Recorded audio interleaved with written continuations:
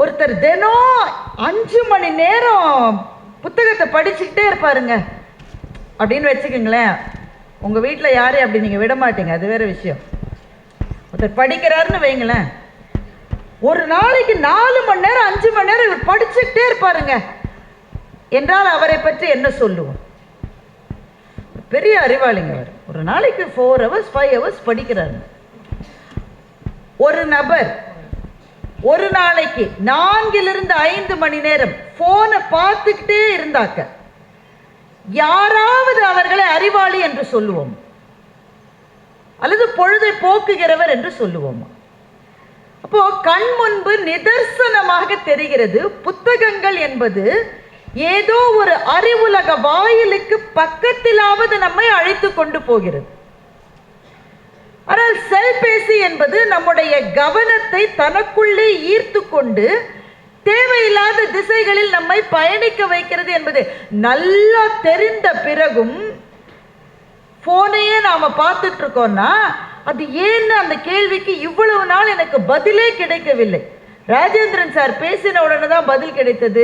நாமெல்லாம் கொஞ்சம் கொஞ்சமா ரோபோக்களாக மாறிக்கொண்டிருக்கிறோம் என்பதுதான் அதற்கான காரணம். பெருமக்களே, புத்தகம் என்கின்ற புதையல் என்பதை என்னுடைய தலைப்பாக நான் தேர்ந்தெடுத்திருக்கின்றேன். இப்போ இன்னைக்கோ நேத்திக்கோ ஒரு நியூஸ் வந்தது, நீங்க எல்லாம் படிச்சிருப்பீங்க. பாகிஸ்தான்ல சிந்து நதிக்கு பக்கத்திலே ஒரு மாபெரும் தங்க சுரங்கத்தை கண்டுபிடித்திருக்கிறார்கள். பாகிஸ்தான் பொருளாதார நிலைமை அவ்வளவா சரியில்லாத ஒரு நாடு தான், ரொம்ப கஷ்டப்பட்டு இருக்கிற நாடு. அடிச்சாம்பாரு லாட்ரின்ற மாதிரி அவர்களுக்கு சிந்து நதியினுடைய கரையிலே மாபெரும் ஒரு தங்க சுரங்கம் இருப்பதை அவர்கள் கண்டுபிடித்திருக்கிறார்கள். நூற்றுக்கணக்கான பில்லியன் டாலர் மதிப்புள்ள தங்கம் அங்கே இருக்கிறது என்பதை அவர்கள் கண்டுபிடித்திருக்கிறார்கள். அப்ப இவ்வளவு நாளாக நமக்கு அது அங்கேதான் இருக்கு, அது வேற எங்கேயும் போல, அங்கதான் இருக்கு. ஆனா திடீரென்று ஏதோ ஒன்று கிடைக்கிற போது அதுக்கு ஒரு வேல்யூ இருக்குன்ற போதுதான் அதை புதையல் என்று நாம் சொல்லுவோம். அப்படித்தானே? அப்படிதானேங்க? புத்தகத்திலிருந்து என்ன அப்படி வேல்யூ கிடைக்கும்? ரொம்ப விலையுயர்ந்த புத்தகமா இருந்தா கூட ஒரு 700 ரூபாய் 800 ரூபாய் 2000 ரூபாய் என்ன நமக்கு கிடைக்கும்? அதை புதையல் என்று எப்படி சொல்ல முடியும்? முதல்ல புதையலுடைய வேல்யூன்றதை பத்தி பேசுற போதே எனக்கு எழுத்தாளர் சுஜாதாவினுடைய ஒரு கதை ஞாபகம் வருது. அதுல இருந்து ஆரம்பிக்கலாம். நம்ம தலைகீழ் ராணி என்று சுஜாதா ஒரு சிறுகதையை எழுதினார். ஒரு இன்ட்ரெஸ்டிங்கான கதை அது. ஸ்ரீரங்கத்தில் ஒரு தெருவில் ஒரு ரொம்ப வயசான ஒரு தாத்தா இருக்கார். தன்னந்தனியா அந்த வீட்டில் வாழ்ந்துட்டு இருக்கார். அவருடைய மகன் சென்னையில் இருக்காரு. அப்பாவை கூப்பிட்டு பார்க்குறாரு, வீட்டை வித்துட்டு வந்துருப்பா, தன்னந்தனியா எதுக்குப்பா இருக்கன்னு கேட்க மாட்டேங்கிறார் தாத்தா.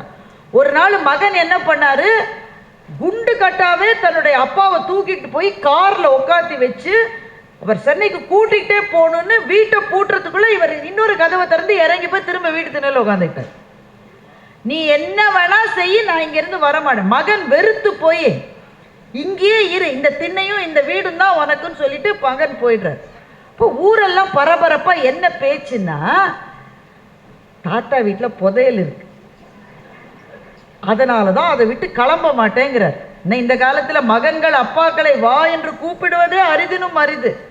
ஒரு மகன் குண்டு கட்டா தூக்கிட்டு போயும் ஒருத்தர் வரலன்னா ஒரு காரணம் இருக்கும். என்ன காரணம் தெரியுமா? வீட்டில் புதையல் இருக்கு. இவர் மாத்திரம் இல்ல, இவர் அப்பாவே 90 வயசு இருந்தார். 90 வயசு மட்டும் அவரும் வீட்டில் புதையல் எங்க இருக்குன்னு இடிச்சு இடிச்சு இடிச்சு பார்த்தாரு, கிடைக்கல. இப்ப அவர் விட்டு போன பணியை மகன் தொடருகிறார். மகனுக்கே இப்ப 90 வயசு ஆக போகுது. புதையல் கிடைக்கிற மட்டும் கிழவனா கிளம்ப மாட்டாருன்னு ஊர்ல பேச்சார். ஊர்ல இருக்கிற பேச்சு நெருப்பில்லாம புகையுமாங்க. அதுல உண்மை இருக்குன்னு நிரூபிக்கிற மாதிரி திடீர்னு ஒரு நாள் ஒரு வெள்ளைக்காரன் அந்த வீட்டில் இருக்கார். உடனே ஊரெல்லாம் பரபரப்பாயிருச்சு. வெள்ளைக்காரரெல்லாம் கூட்டிட்டு வந்துட்டாரு. வீட்டுல ஏதோ நடக்க போகுது. அந்த வெள்ளைக்காரன் நிறைய எக்யூப்மெண்ட்ஸோட வந்திருக்காரு. ஏன்னா வெளியிலேருந்து ஆளை கூப்பிட்டு வீட்டை தோண்ட வைக்கிறதுக்கு தாத்தாக்கு இஷ்டம் இல்லை. தன் கண்ணுக்கு படாம அவர் கண்ணுக்கு பட்டுருச்சுன்னா அவர் எடுத்துகிட்டு போயிடுவார் தானே. அதனால வெள்ளைக்காரர் ஒரே ஒரு ஆளாக வந்து பலவிதமான எக்யூப்மெண்ட்ஸை வச்சு வீட்டை தோண்ட ஆரம்பிக்கிறார். ஊரில் இருக்கிற யாரையும் அண்ட விட மாட்டேங்கிறார் தாத்தா, எல்லாரையும் விரட்டுறார். இந்த இந்த இதுதான் சுஜாதா எழுதுகிற கதை. வெள்ளைக்காரர் பலவிதமான எக்யூப்மெண்ட்ஸை வச்சு தோண்டி தோண்டி தோண்டி பார்க்கும்போது ஒரு இடத்துல டங்குன்னு சத்தம் கேட்கும். உடனே பரவசம் ஆயிடுறாங்க எல்லாரும். கிழவனார் கண்ணில் தனித்தனியாக கோட்டுது. நான் சொன்னேனே, யாராவது நம்பினீங்களா? இருக்கு, எனக்கு தெரியும், அந்த இடத்துல இருக்கு. அப்புறம் மண்ணெல்லாம் அது பண்ணிட்டு ஆழத்துலேருந்து ஒரு பொட்டி இருக்கு. உண்மையிலேயே ஊரில் இருக்கிற எல்லா சாமியும் வேண்டிக்கிட்டு நடுங்குகிற கைகளோடு கிழவனார் திறக்கிறார். அப்போ கூட வெள்ளைக்காரர் அதுக்கப்புறம் திறக்க விடலை, இவர் தான் திறக்கிறார். நடுங்குகிற கைகளோடு திறந்தா உள்ள ஒரே ஒரு வெள்ளை கவர், ஒரு என்வெலப் இருக்குல்ல, ஒரே ஒரு கவர். இவர் என்ன நினைக்கிறாரு? தங்கமா காசு இருக்கும், வைரமாலையா இருக்கும், என்னென்னவோ ரத்னமும் மரகதமும் மாணிக்கமும் வைடூரியமும் கொட்டி கிடக்குதுடா சாமி. ஒரே ஒரு வெள்ளைக்கவர். வெள்ளைக்கவர்ல என்னடா வச்சிருப்பீங்க? செக்கு எழுதி வச்சிருந்தா கூட காலாவதியா இருக்குமேயா. எடுத்து பார்த்தா வெள்ளைக்கவருக்குள்ள எதுவுமே இல்லை, ஒரே ஒரு சின்ன ஸ்லிப் இருக்கு, ஒரு குறிப்பு மாதிரி, தலைகீழ் ராணின்னு எழுதியிருக்கு. அவ்வளவுதான். தாத்தா சொல்றாரு, இது ஒரு க்ளூ, இது இந்த க்ளூவை வச்சு கண்டுபிடிங்க. வெள்ளைக்கார சொல்ல, இனிமே என்னால் தோண்ட முடியாது, இதுதான் க்ளூக்கே இவ்வளோ போனோன்னா நான் இன்னும் எவ்வளோ தேட வேண்டியது.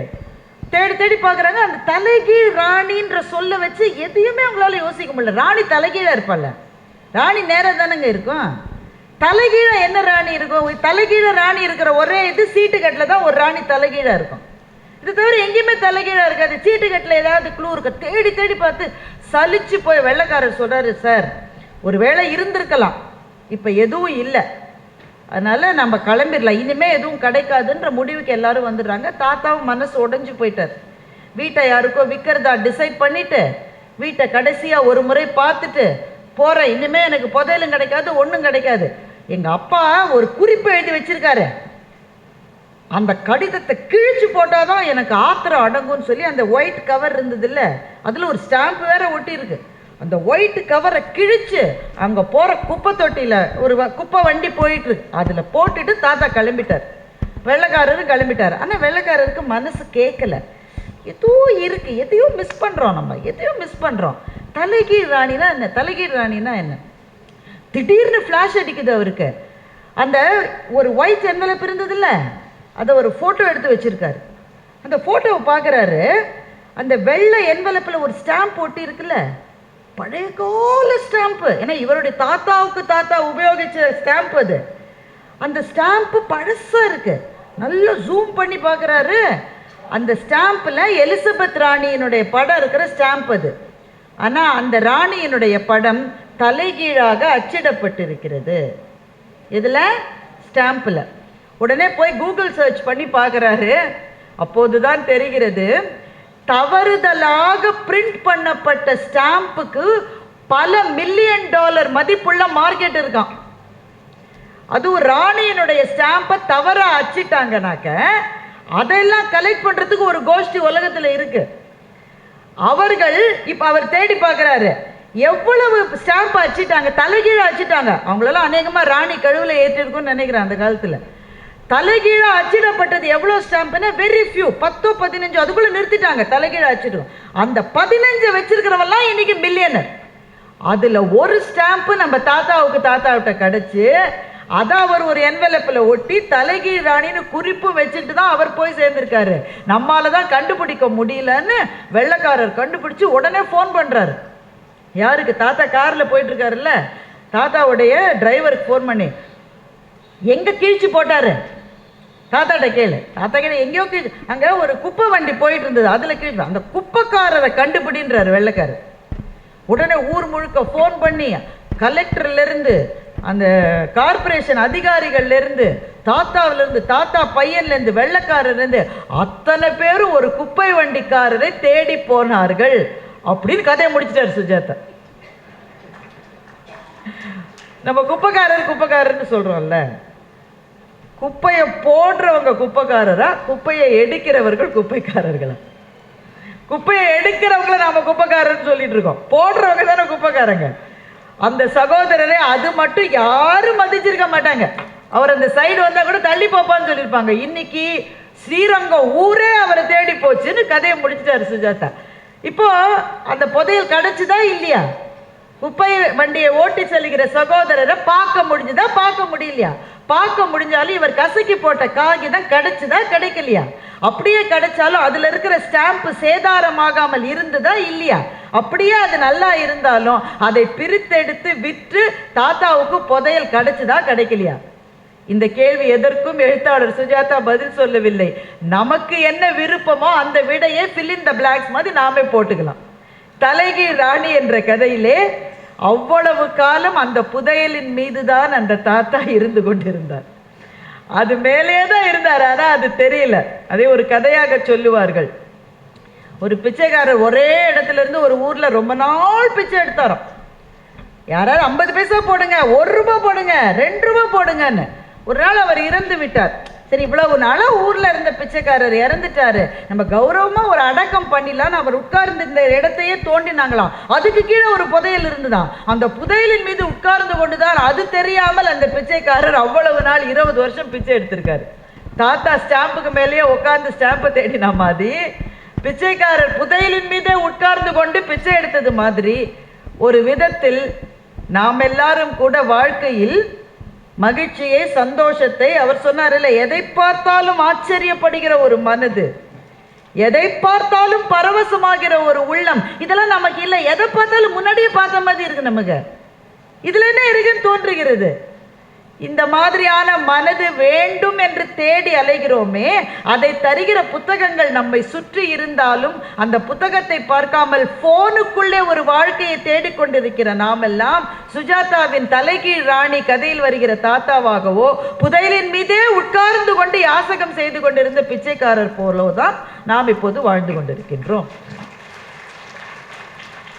இப்பதான் ஒரு மாதிரி டியூன் ஆகி வந்திருக்கீங்க.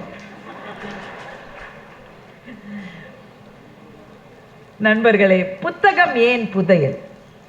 புதையல்னா there must be some value. என்ன மதிப்பு அதுக்கு?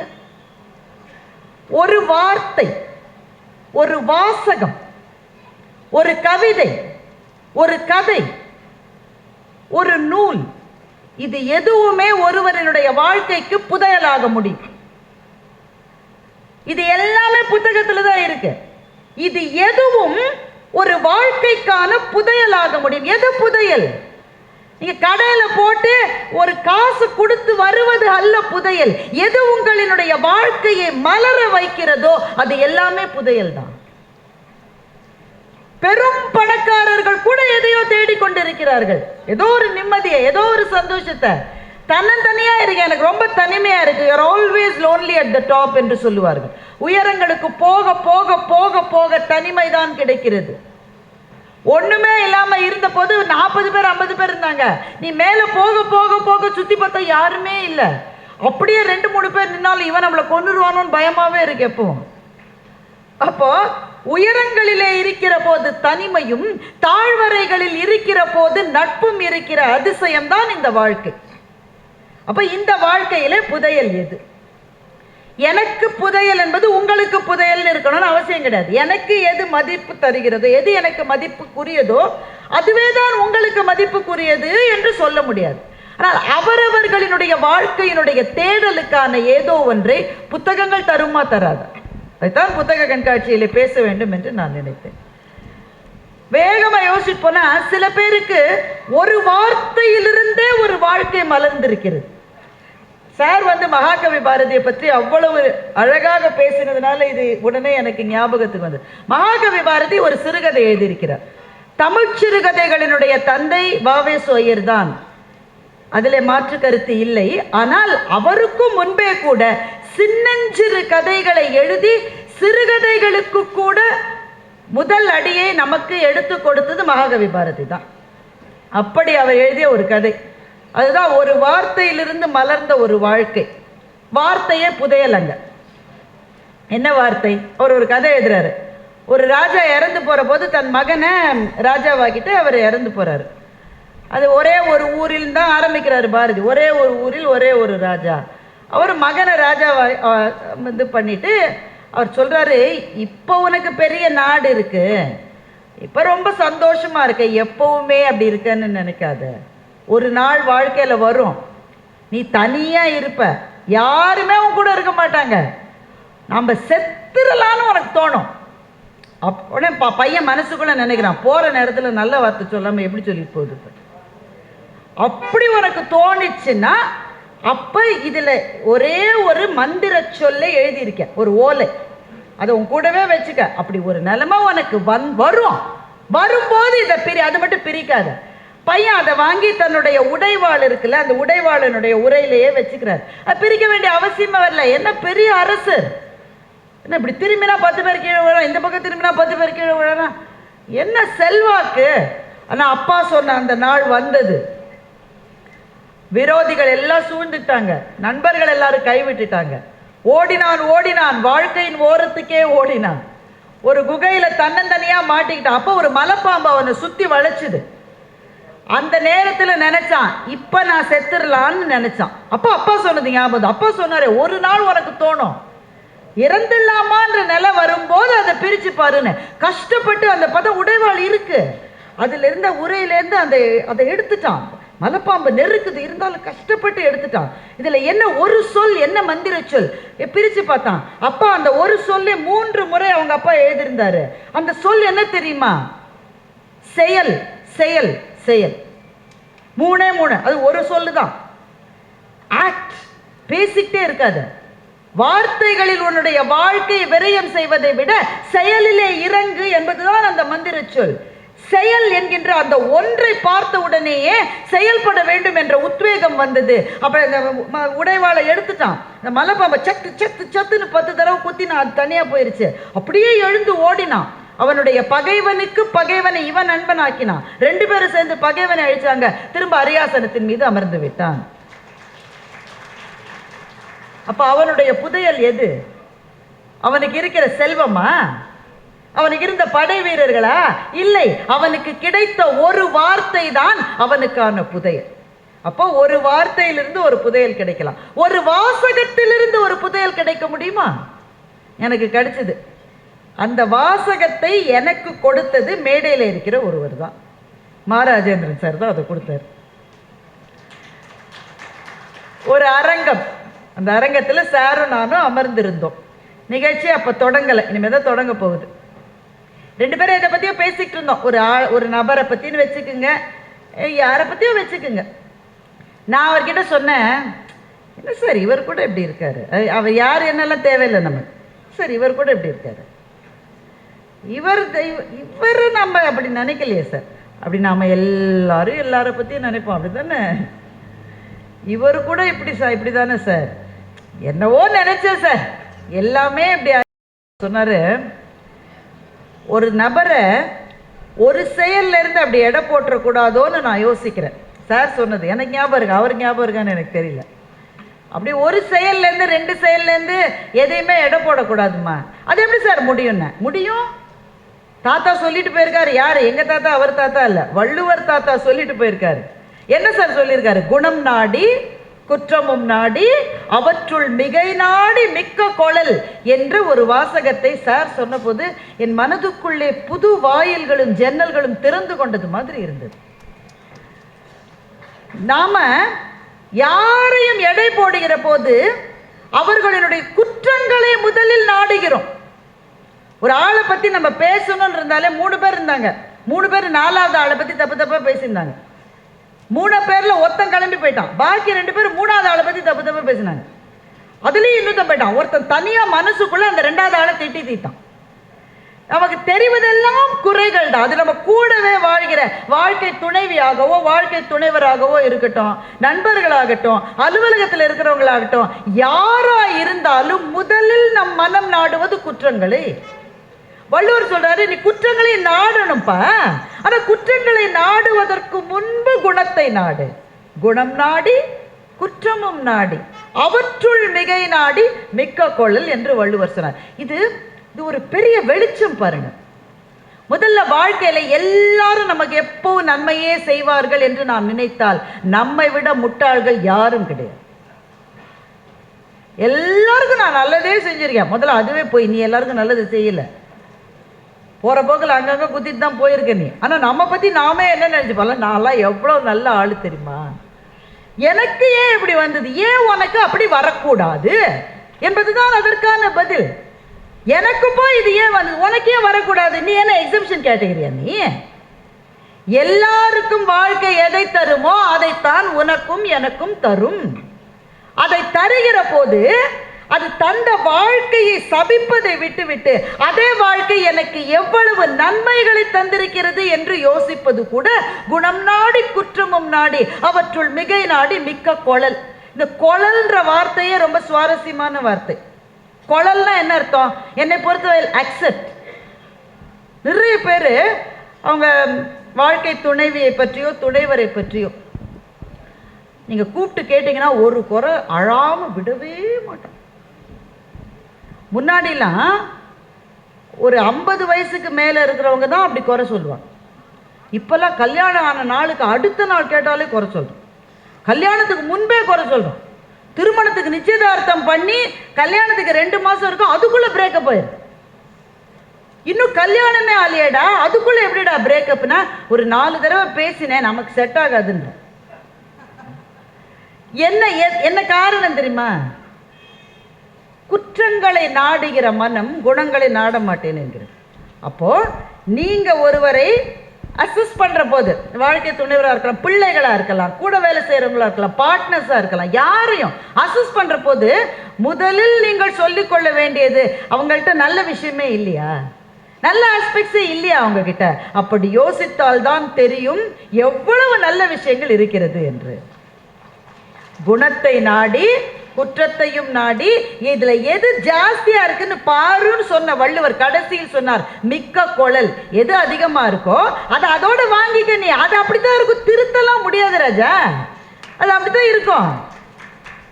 நீ ரெண்டுத்தையும் அசஸ் பண்ணிக்கோ, வாங்கிக்கோ. இது மட்டும் பரவாயில்ல, பக்கத்து வீட்டு பரமசிவத்தோட என் நிலைமை எவ்வளவோ பரவாயில்லன்னு நினைச்சுக்கிட்டா உனக்கும் கீழே உள்ளவர் கோடி நினைத்து பார்த்து நிம்மதி நாடுன்னு கண்ணதாசன் சொன்னது படி வாழ்க்கை மனிதர்களை அசஸ் பண்ற போது ஒண்ணு மட்டும் என்ன வச்சுக்கோங்க, எல்லாம் பர்ஃபெக்டா இருக்கு. இந்த இடத்துல இந்த வெளிச்சம் இருக்கு பாருங்களேன், எதுக்கு வெளிச்சம் போட்டிருக்காங்க? நம்ம ஒருவர் முகம் ஒருத்தருக்கு தெரியணுன்றதுக்காக இந்த வெளிச்சம் போட்டிருக்காங்க. ஆனா இந்த வெளிச்சமே மிக அதிகமாக இருந்தால் நம்மால யாரையுமே பார்க்க முடியாது. வெளிச்சத்துக்கு நடுவிலே இருக்கிற நிழல்கள் தான் வெளிச்சத்துக்கான மரியாதையே கொடுக்கிறது. அப்படித்தான் வாழ்க்கையும். வெறும் நல்ல விஷயங்கள் மாத்திரமே இருந்தால் அந்த வாழ்க்கையில ஆக்டிவிட்டி இருக்காது, சுவாரஸ்யமும் இருக்காது. இருளும் நிழலும் ஒளியும் கலந்து இருப்பதுதான் நல்ல பார்வையை தருகிறது என்பது போல மனிதர்கள் எல்லாம் கலந்துதான் இருப்பார்கள் என்பதை முதலிலே வாங்கிக் கொள்ள வேண்டும் என்பது ஒரு வாசகம். அந்த வாசகத்தை சொன்னது திருக்குறள். அதை சரியான நேரத்திலே எனக்கு நினைவுறுத்தியதற்காக மாராஜேந்திரன் சார் அவர்களுக்கு இந்த மேடையில் திரும்பவும் என்னுடைய நன்றியை சொல்லிக் கொள்கின்றேன். அப்ப ஒரு வாசகத்திலிருந்து ஒரு வாழ்க்கையே மலர முடியும். ஒரே ஒரு வாசகம் தான், அதிலிருந்து மலர முடியும். இந்த ஊழையும் உப்பக்கம் காண்பர் உலைவின்றி தாழாது உயற்றுபவர் என்கின்ற ஒரு திருக்குறள் இருக்கிறது. திருவள்ளுவர் விதியை நம்பியவர், அல்ல மாற்று கருத்தே கிடையாது. ஊழ் என்று ஒரு அதிகாரத்தையே எழுதியவர், ஒரு முழு அதிகாரத்தை ஊழுக்காக கொடுத்தவர். சரி, அதுக்குன்னு விதின்னு நீ முயற்சி எடுக்காம இருக்காத ராஜா. ஊழையும் உப்பக்கம் காண்பர் உலைவின்றி தாழாது உயற்றுபவர் என்கின்ற ஒரே ஒரு வாசகத்தினால் எத்தனை வாழ்க்கைகள் மலர்ந்திருக்கின்றன என்பதை யோசித்து பாருங்க. அருணிமா சின்ஹாவை பற்றி நீங்கள் கேள்விப்பட்டிருக்கீங்களா? இந்த இது வந்துகிட்டே இருக்கே சார், இது ஒன்றும் நிறுத்த முடியாது. அதை பேச்சாளர்களுக்கு எவ்வளவு பிரச்சனைகள் பாருங்க. முதல்ல நீங்கள்லாம் வரணும், வந்து கேட்கணும். நீங்கள் இந்த கேமராக்கு பின்னாடி இருக்கிறவங்கெல்லாம் என்னை கவனிக்கிறாங்களான்னு நான் இங்கேருந்து பார்த்துக்கிட்டே இருக்கணும். ஏன்னா கேமராக்கள் அப்படியே திரை போல இருக்கு. இதில் உணவகம் நல்ல வேளை நேரம் இல்லை. போன முறை நேரே உணவகம் இருந்தது. பாதி பேர் அங்கேயும் இங்கேயுமா பார்த்துட்டு இருந்தான். மசாலா தோசை தீந்து போச்சுன்னா என்ன பண்ணுறதுன்னே பயந்துக்கிட்டே சில பேர் கேட்டுட்டு இருந்தாங்க. இதில் இவங்க வேறு. சரி, ஓகே, என்ன செய்வது? அவங்களுடைய வேலையை அவங்க பார்க்கணும், நம்ம வேலையை நம்ம பார்க்கணும். அருணிமா சின்ஹாவை பற்றி கேள்விப்பட்டிருப்பீர்கள். அருணிமா சின்ஹா உத்தரப்பிரதேசத்தில் இருந்த ஒரு இளம் பெண். அவங்களுக்கு கனவு என்பதே போலீஸ் வேலைக்கு போகணுன்றது தான். போலீஸ் வேலை கிடைச்சிருச்சு அவங்களுக்கு. கையில் அப்பாயின்மெண்ட் ஆர்டரோடு ட்ரெயினில் ஏறி வேலையில் சேர்றதுக்காக போயிட்டு இருந்தாங்க. போகிற இடத்தில் அவங்க அவங்க ரொம்ப வறிய குடும்பத்தை சேர்ந்தவங்க. அவங்களுக்கு இருந்த ஒரே சொத்து அவங்க அம்மா ஒரு தங்க சங்கிலி பண்ணி போட்டிருந்தாங்க. அது ஒன்று தான் கழுத்தில் இருந்தது. அந்த சங்கிலியை பறிக்கிறதுக்கு யாரோ முயற்சி பண்ணியிருக்காங்க. அருணிமா சின்ஹா போராடி இருக்கிறார். ஏன்னா போலீஸ் வேலைக்கு போயிட்டு இருக்கிற போது தங்க சங்கிலியை திருட்டு கொடுத்துட்டு போய் போலீஸ் வேலைக்கு சேர முடியாது தானே சார். அதனால போராடி இருக்காங்க. இவங்க போராடின உடனே அந்த கும்பலுக்கு அது வெறியாயிருச்சு. அந்த சங்கிலியை பறிச்சுட்டு அவங்க அப்படியே ட்ரெயின்லேருந்து வெளியில் தள்ளிட்டாங்க.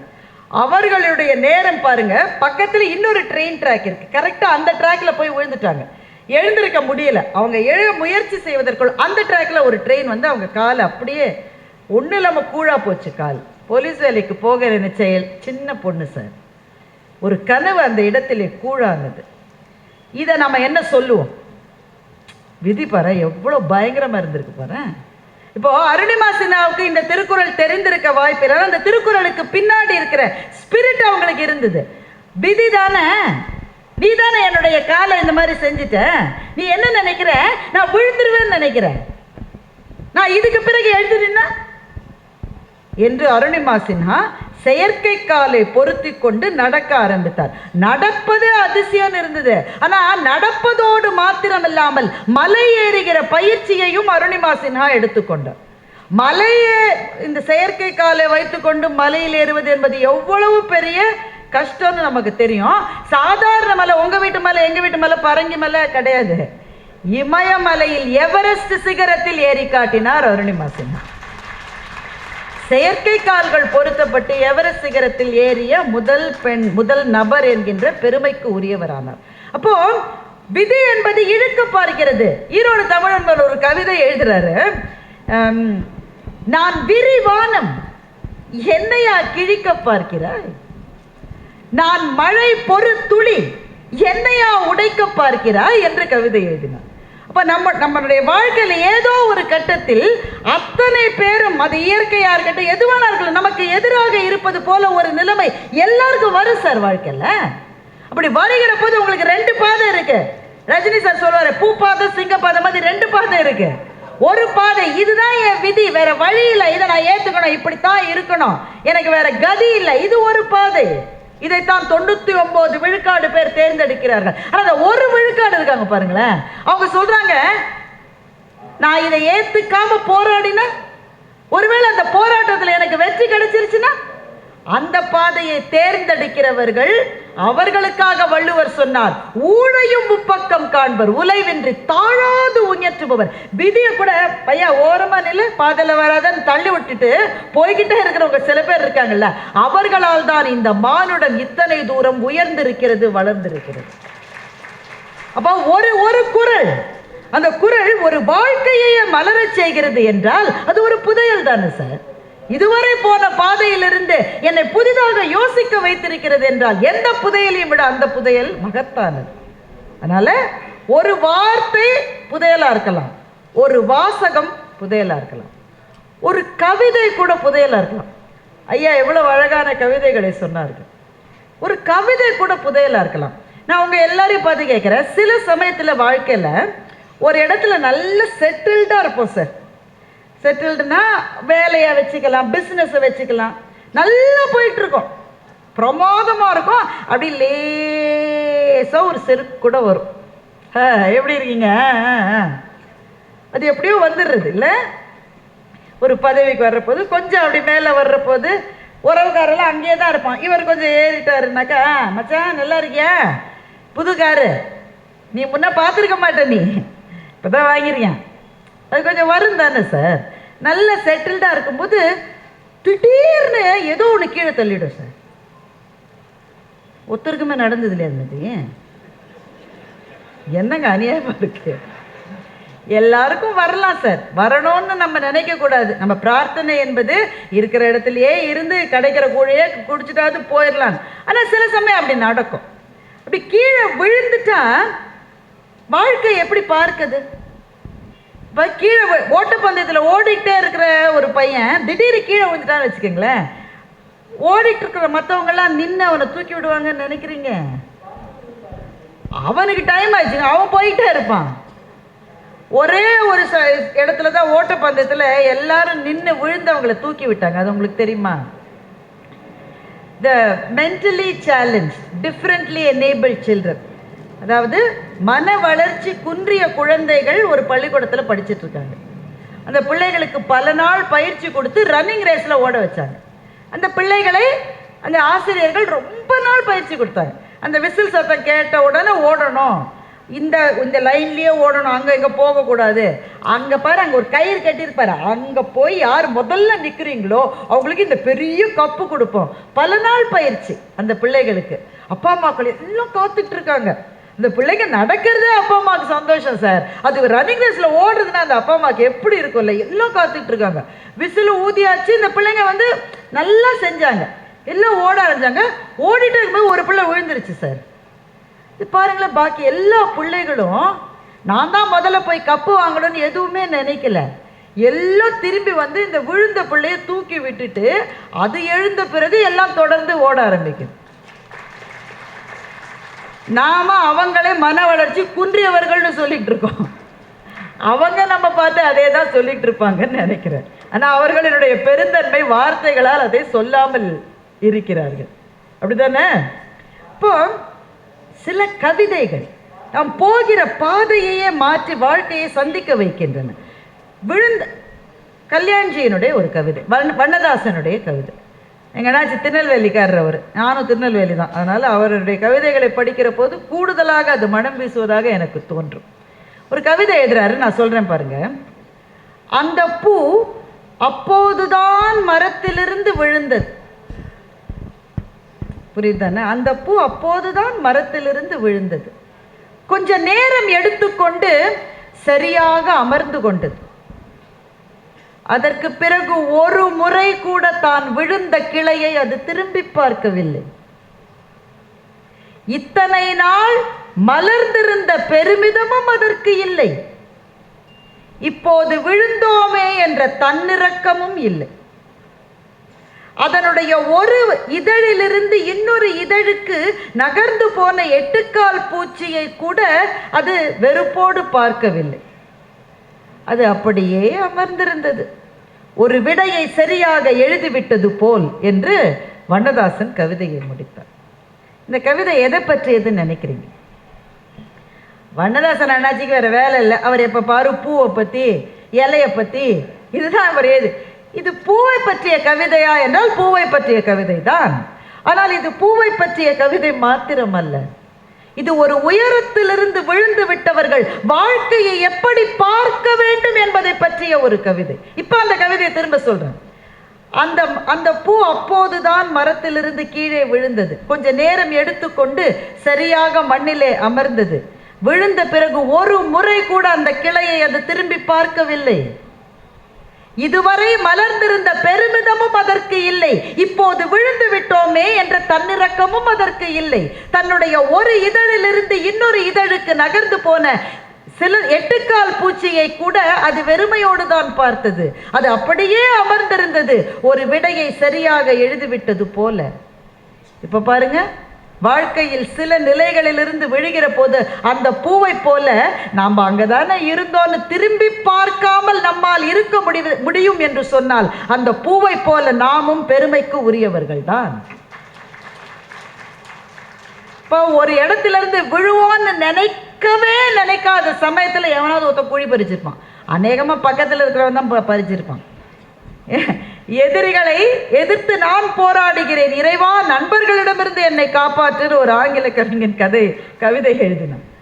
அப்ப யாரோ தள்ளி விட்டுருக்காங்க, இல்லை நீங்களே கூட விழுந்திருக்கலாம். ஆனா விழுந்த பிறகு எப்படி இருந்தேன் இல்லை, ரிட்டையர் ஆன பிறகு அந்த ஆபீஸ்க்கு திரும்ப போவீங்களா சார்? போகாதீங்க, தயவு செய்து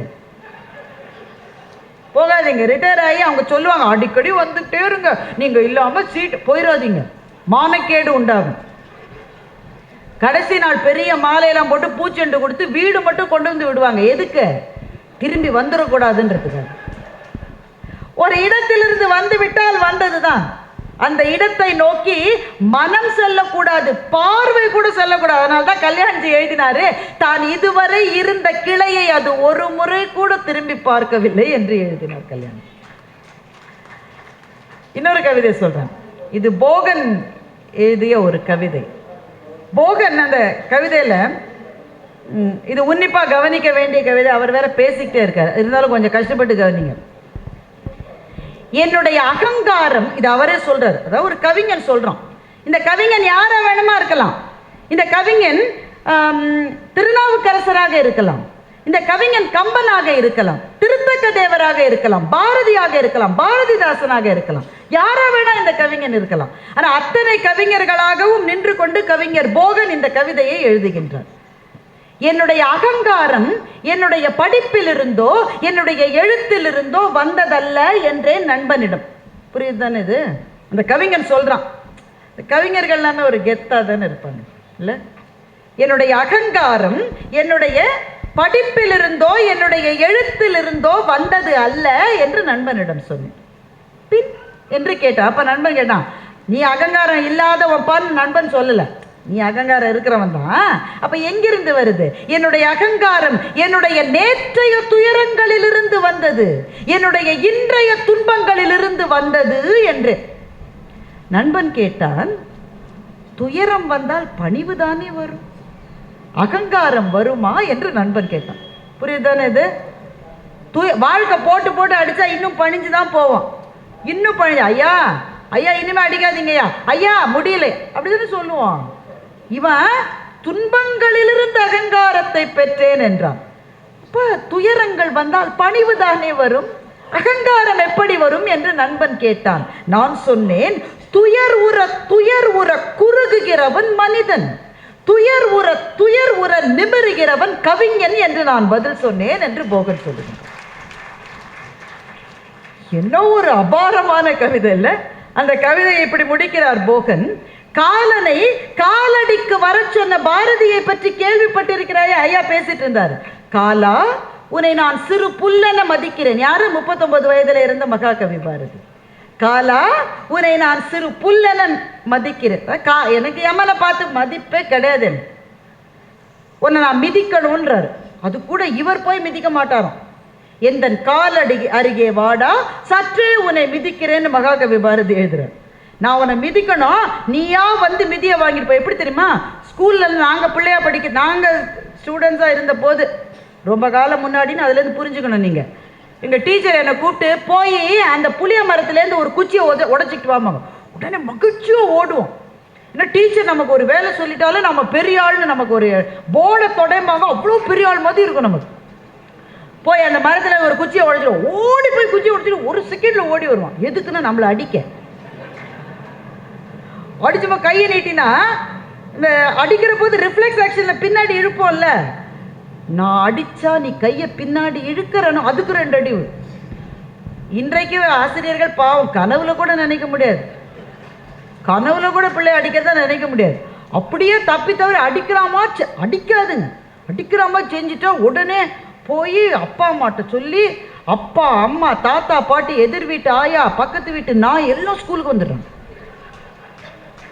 ஏனென்றால் அது எது ஆசிரியர்கள் எப்படி இருக்க வேண்டும் என்ற அந்த வரைமுறைகள் மாறிவிட்ட ஒரு தலைமுறை.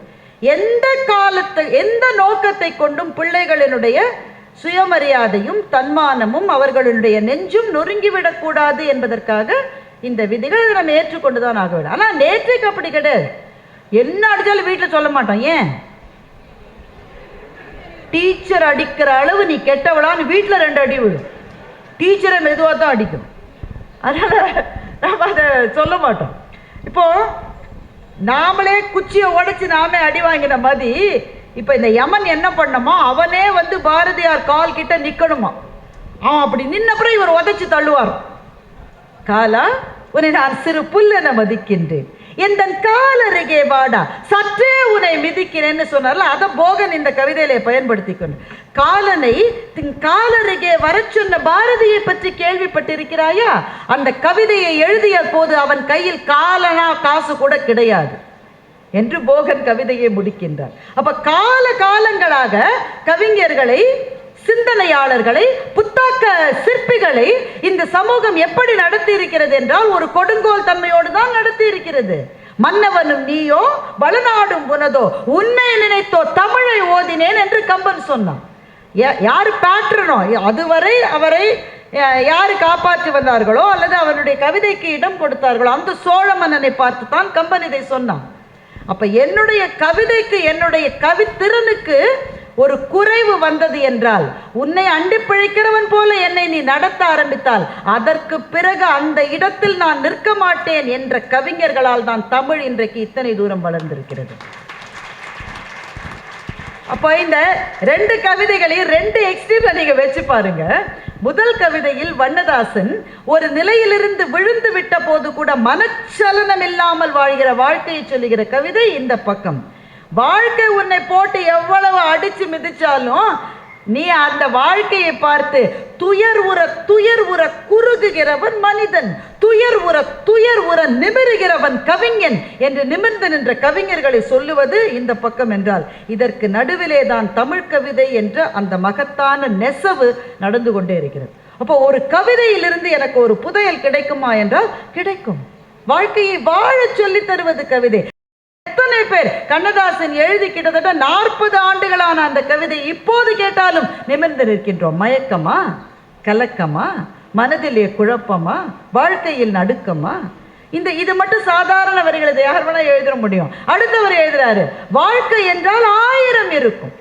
இந்த வரி நமக்கு சொன்னது போலவே இருக்கு. நம்ம வாசல் தோறும் வேதனை இருக்கும், வந்த துன்பம் எதுவென்றாலும் வாடி நின்றால் ஓடுவதில்லை, எதையும் தாங்கும் இதயம் இருந்தால் இறுதி வரை நிம்மதி நிலவும்னு சொல்றாரு கண்ணதாசன். என்றால் ஒரு கவிதை வாழ்க்கையே மாற்றி பார்க்கிற ஒரு பார்வையை கொடுக்க முடியுமா என்றால் கொடுக்க முடியும். அதுதான் கவிதையினுடைய சிறப்பு. அப்போ ஒரு சொல்லிலிருந்து ஒரு புதையல் கிடைக்கலாம், ஒரு வாசகத்திலிருந்து ஒரு புதையல் கிடைக்கலாம், ஒரு கவிதையிலிருந்து ஒரு புதையல் கிடைக்கலாம். இந்த இருக்கக்கூடிய தலைப்பு மிகப்பெரிய தலைப்பு. சங்க இலக்கியங்களில் இருந்து இன்றைக்குள்ள இலக்கியங்கள் வரை மரபும் இயற்கையும் எப்படி விளையாடுகிறது என்பதுதான். மரபு என்பது நம் வாழ்க்கையிலே நாம் மேற்கொண்டிருக்கக்கூடிய அத்தனை செயல்களுமே மரபு. அதற்கு 3 பெரியவர்கள். இயற்கை என்பதற்கு என் உள்ளிட்ட இன்னும் 2 பேர். ஒரு அறிவார்ந்த சமூகம் தோன்ற வேண்டும் என்பதற்காகத்தான் தமிழ்நாடு அரசு மாவட்டம் தோறும் இந்த புத்தக திருவிழாக்களை நடத்தி கொண்டிருக்கிறது. அதற்கு முன்னால் இது கண்காட்சி. புத்தக கண்காட்சி என்பது பிழை. கண்காட்சி என்பது பார்த்துவிட்டு போவது. புத்தக திருவிழா என்பது நாமெல்லாம் கொண்டாடுவது. அப்படி கொண்டாடுகிற இந்த புத்தக திருவிழாவை அறிவார்ந்த சமூகம் உற்பத்தியாக வேண்டும் என்று அரசு நினைப்பதனாலே நன்னடை நல்கல் வேந்தற்கு கடனே என்று புறநானூற்று வேந்தற்கு கடனே என்று சங்க இலக்கியத்தில் சொன்னான் இல்லையா, அந்த நடையை, அந்த அறிவை, அந்த ஒழுக்கத்தை ஒரு சமூகம் கற்றுக்கொள்ள வேண்டும் என்பதற்காக இப்படி புத்தக திருவிழாக்களை எல்லாம் அற்புதமாக அமைத்து தந்திருக்கிற அரசுக்கு, தமிழ்நாடு முதலமைச்சர் அவர்களுக்கு, மாவட்ட ஆட்சியர் உள்ளிட்ட அத்துணை அலுவலர் பெருமக்களுக்கும் நல்ல நேரத்தில் என்னுடைய பணிவான வணக்கத்தை தெரிவித்துக் கொண்டு 10 நிமிடத்தில் ஒரே 1 நிமிடம் மட்டும் உங்களுடைய அனுமதியோடு பத்திராயிருப்பு சுந்தரமகாலிங்கம் அவருடைய பொன்னார் திருவடி கமலங்களை எளியனுடைய மனமொழி மெய்களாலே வணங்கி மகிழ்கிறேன். காரணம், அவரை போல ஒரு மனிதர் இந்த தமிழ்நாட்டிலே எவனும் பிறந்ததில்லை. தமிழ்நாட்டிலே எவனும் பிறந்ததில்லை. எத்தனை காலம் மனிதன் வாழ்ந்தான் என்பது கேள்வி இல்லை, அவன் எப்படி வாழ்ந்தான் என்பதை நினைத்தால் வாழ்க்கையில் தோல்வி இல்லைனா. அவருடைய கொள்கைகளை பிள்ளைகள் ஏற்றுக்கொள்ள வேண்டும் என்று கட்டாயப்படுத்தவில்லை, துணையார் ஏற்றுக்கொள்ள வேண்டும் என்று கட்டாயப்படுத்தவில்லை. ஆனால் இறந்த சடலத்தின் முன்பாக செய்ய வேண்டிய ஈமக்கிரிமைகளை எதையும் செய்யக்கூடாது என்று இந்த மாவட்டம் இல்லை, இந்த மாநிலம் இல்லை, இந்த இந்தியாவிலேயே எங்கேயாவது நீங்கள் கேட்டிருக்கிறீர்களா? அந்த மனித புனிதனை இந்த நேரத்தில் நினைத்து பார்க்க வேண்டும். தோழர்களை மட்டும் அழைத்து அவருக்கு இறுதி அஞ்சலி உரை நிகழ்த்தி விட்டுவிட்டு அப்படியே உடலை கண்கள் இரண்டையும் எடுத்து கண் மருத்துவமனை கொண்டு போனது. இந்த உடம்பை மதுரை ராஜாஜி மருத்துவமனை எடுத்துக்கொண்டு போனது. அவர் உடல் பாடமானது மருத்துவ மாணவர்களுக்கு, அவர் கண் பார்வையில்லாதவர்களுக்கு கண்ணை கொடுத்தது. அந்த அறிவொளியை தரக்கூடிய கண் தரக்கூடிய நிகழ்வுதான் இந்த புத்தக திருவிழா என்பது.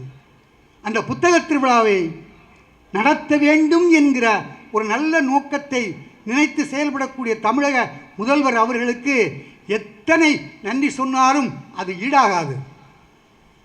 திருவிளையாடல் புராணத்தில் உடன் சொன்னான், தென்றல் வருகிறது. இந்த தென்றல் எப்படி வருகிறதாம்? ஒரு மாணவனைப் போல வருகிறது என்று சொன்னார். இந்த மாணவனை அறிவன் என்றான். அந்த அறிவன் எப்படி வருகிறானாம்? பொங்கரில் நுழைந்து வாவி புகுந்து பங்கயம் துடாவி பைங்கடி மயிலை முல்லை மல்லிகை பந்தல் தாவி பொங்கலர் மனம் கூட்டுண்டு மெல்லென்று குளிர்ந்து தென்றல் அங்கங்கே கலைகள் தேரும் அறிவன் போல் இயங்கும் என்றேனா. தென்றல் காற்று வருகிறது, சோலைக்குள்ளே போகிறது, மனத்தை எடுத்துக்கொள்கிறது, குளத்துக்குள்ளே போகிறது, குளிர்ச்சியை எடுத்துக்கொள்கிறது. ஆக ஒவ்வொரு இடத்திலும் இருக்கக்கூடிய தன்மையை எடுத்துக்கொண்டு அந்த ஊருக்குள்ளே மதுரைக்குள்ளே வருகிறது என்று சொல்கிற போது பொங்கரில் நுழைந்து வாவி புகுந்து பங்கயம் துடாவி பைங்கடி மயிலை முல்லை மல்லிகை பந்தல் தாவி கொங்கு அலர் மனம் கூட்டு உண்டு மெல்லென்று குளிர்ந்து தென்றல் வந்தது. எப்படி வந்தது? அங்கங்கே கலைகள் தேரும் அறிவன் போல் வந்ததுன்னா. அந்தந்த இடத்துல கலைகளை படிப்பது, கணித வகுப்பிலே கணிதத்தையும் ஆங்கில வகுப்பில் ஆங்கிலத்தையும் மற்ற வகுப்புகளில் என்னென்ன பாடம் உண்டோ அவளையும் கற்றுக்கொண்டு மாலையில் வெளியே ஓடி வருகிறானே ஒரு அறிவன், ஒரு மாணவன், அவனைப் போல தென்றல் வந்ததுன்னா அவனுக்கு பேர் அறிவன்னு சொன்னா நம்ம கடவுளுக்கே சொல்லுவான் வாலறிவன் அப்படிமோ.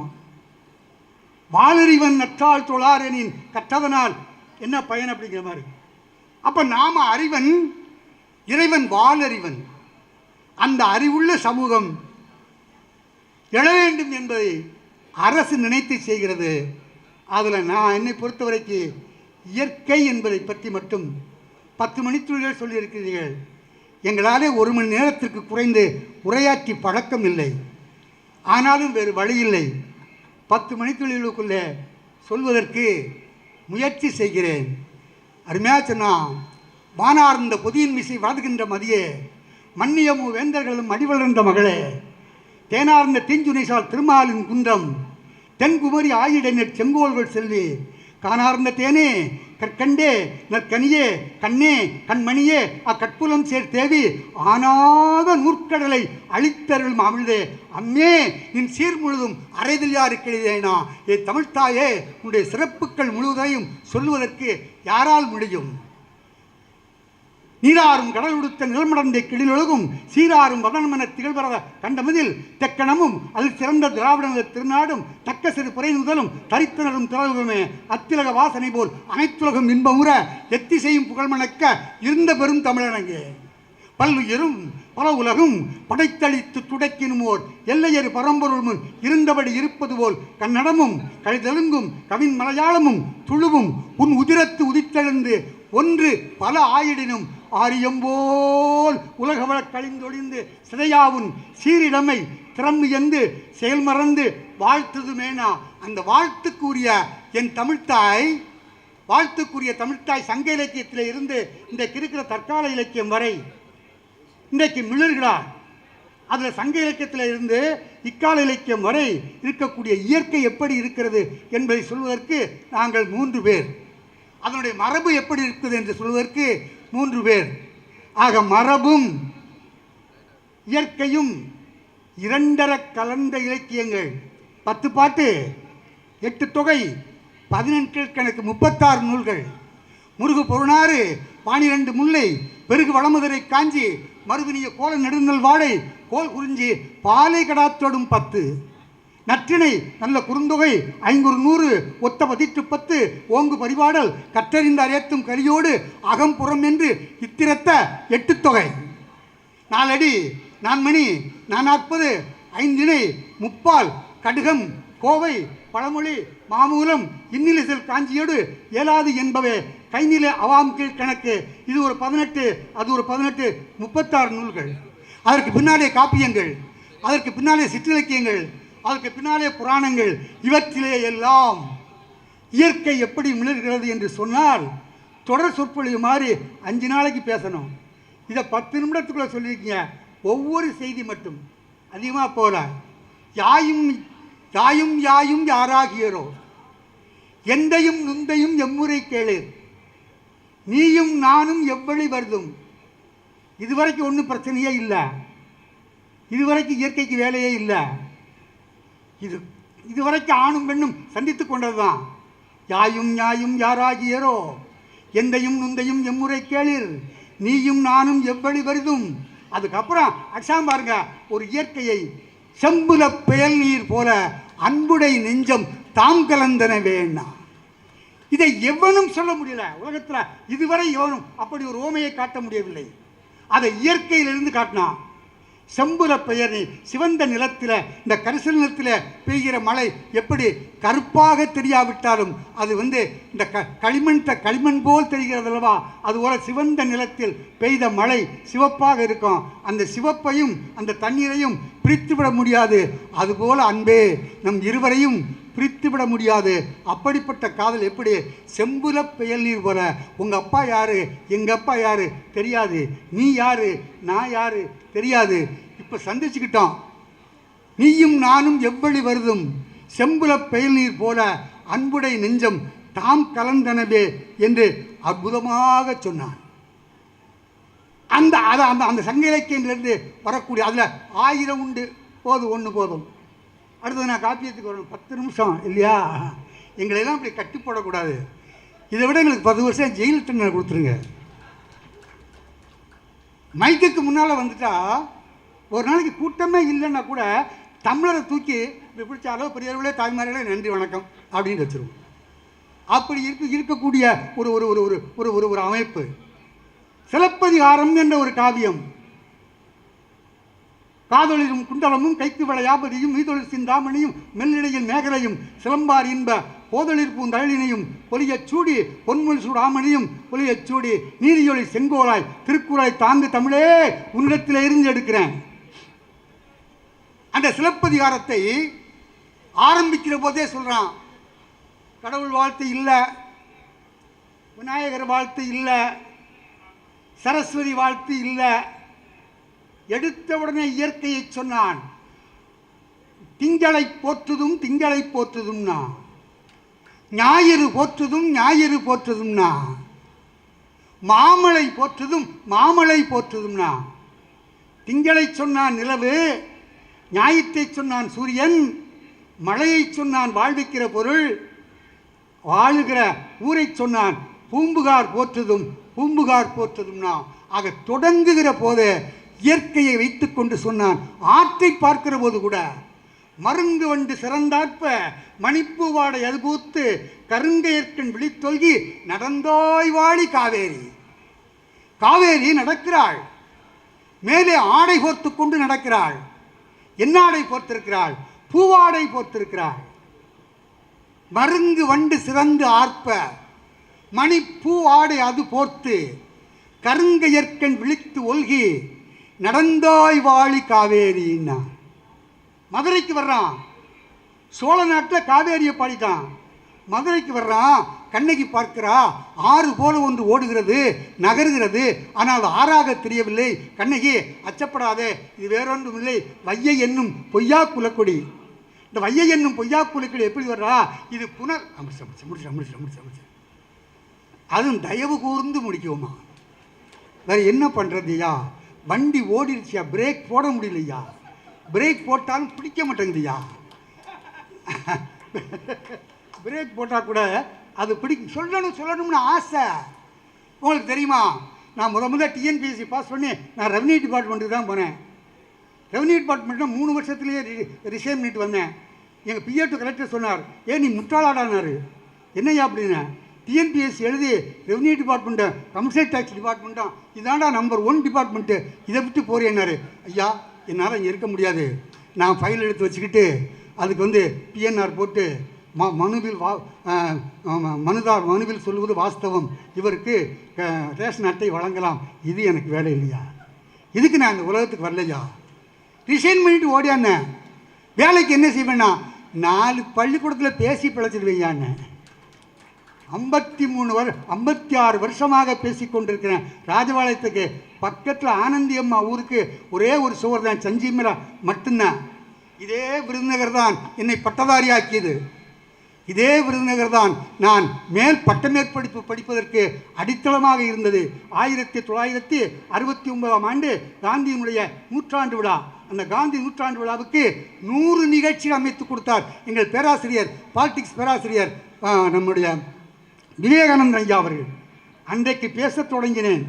இன்றைக்கும் பேசிக்கொண்டிருக்கிறேன், நாளையும் பேசுவேன் என்பதை மட்டும் சொல்லி, இந்த இயற்கை என்பது இப்போ இதுவரை இலக்கியம் சொன்னல, ஒரே ஒரு செய்தி மட்டும், ஆன்மீகத்தில் ஒரு செய்தி மட்டும் சொல்லிட்டு நான் போகிறேன்.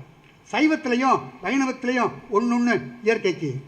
மாசில் வீணையும் மாலை மதியமும் வீசு தென்றலும் வீங்கு இளவேனிலும் மூசு வண்டரை பொய்யும் போன்றதே ஈசன் எந்த இணையடி நிழலேன்னு அப்பர் சுவாமிகள் சொன்னார் இல்லையா?